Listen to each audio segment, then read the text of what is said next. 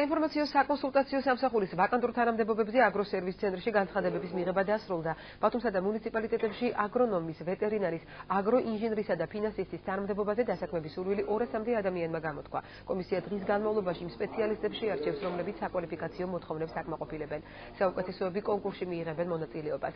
კონკურსი ხვალ დაიწყება და 3 ეტაპად ჩატარდება. პირველ ეტაპზე კონკურსანტები ტესტირებას თბილისში გაივლიან. მომდევნო ეტაპებს კომპიუტერული პროგრამების ცოდნასა და გასაუბრებას კი ბათუმში.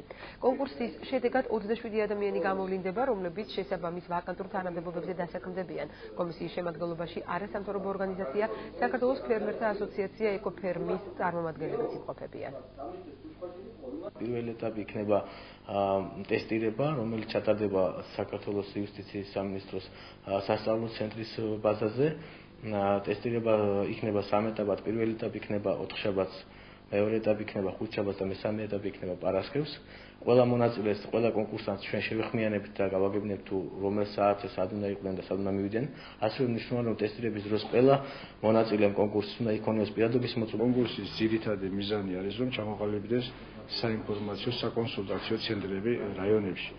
ეს შესაბამისად ფერმერებისაც იქნება სასარგებლო, ნებისმიერ ფერმერი შეიძლება ნებისმიერ დაინტერესებულ საკითხზე, რაც ისათვის არსებობს და აქვს ფერმერებს, მიიღონ ამომწურალი კონსულტაცია და კომისიას შეიძლება მაქსიმალურად კომპეტენტური საქმის მცოდნე გამოცდილი სპეციალისტები მოხვდნენ და დაიკავოს ეს შესაბამისი თანამდებობები.